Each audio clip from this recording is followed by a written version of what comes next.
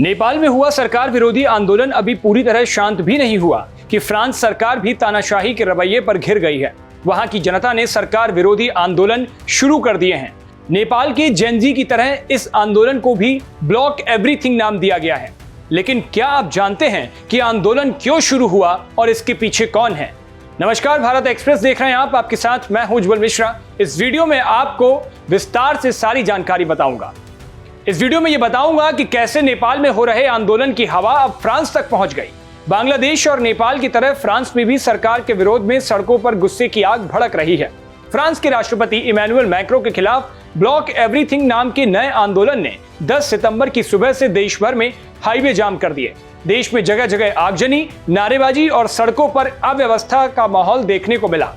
वहां की कई गाड़ियों और बसों को आग के हवाले कर दिया गया।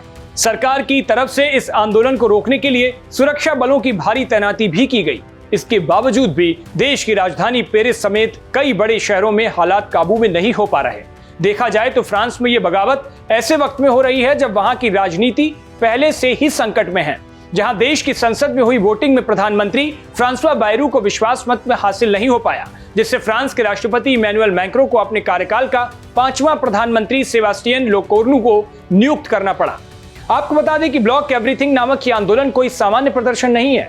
यह आंदोलन इस विचार पर आधारित है कि देश की मौजूदा राजनीतिक व्यवस्था अब जनता के काम की नहीं रही, जिसकी शुरुआत दक्षिणपंथी समूहों ने की थी, लेकिन अब इसे वामपंथ और अति वामपंथी ताकतों ने अपने कब्जे में ले लिया। प्रदर्शनकारियों का यह साफ कहना है कि अगर देश का सिस्टम ठीक से काम नहीं कर रहा तो सरकार की मशीनरी को ही रोक दो, और इसी सोच के चलते लोगों ने हाईवे, शहरों और परिवहन तंत्र को ठप करने का ऐलान कर दिया। इसलिए इस आंदोलन को ब्लॉक एवरीथिंग नाम दिया गया है, जिसका सही मायने में अर्थ सब कुछ रोक दो कहा जा रहा है।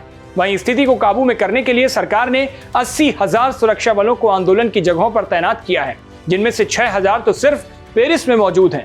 वहीं फ्रांसीसी मीडिया का अनुमान है कि करीब 1 लाख लोग इस प्रदर्शन में शामिल हो सकते हैं, जो सरकार के लिए बड़ी खतरे की घंटी साबित होगी। आपकी जानकारी के लिए बता दें कि फ्रांस के मशहूर मीडिया हाउस ने इस आंदोलन को लेकर कहा है कि आंदोलन फ्रांस के लिए नया जरूर है, लेकिन इसकी सुगबुगाहट साल 2018 से ही चल रही थी, जो येलो वेस्ट विद्रोह की याद दिला रही है। येलो वेस्ट आंदोलन देश में बड़ी ईंधन की कीमतों को लेकर था। उस समय भी देश की जनता राष्ट्रपति मैक्रों के खिलाफ सड़क पर उतर गई थी और विरोध धीरे धीरे सरकार की नीतियों के खिलाफ बड़े जन आंदोलन में बदल गया था।